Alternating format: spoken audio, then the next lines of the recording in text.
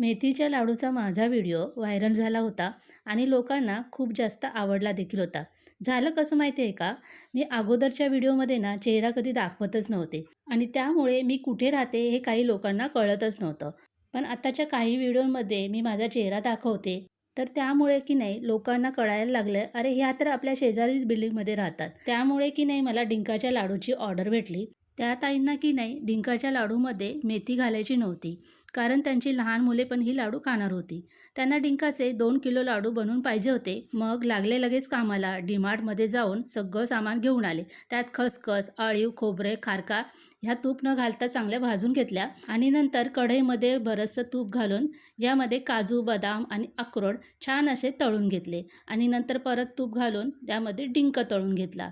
गार झाल्यावर सगळं मिक्सरला छान फिरून घेतलं. जायफळ पावडर घातली, गूळ पातळ करून यामध्ये ॲड केला आणि असे मीडियम आकाराचे छान लाडू वळून घेतले. 2 किलोचे लाडू येथे तयार झाले.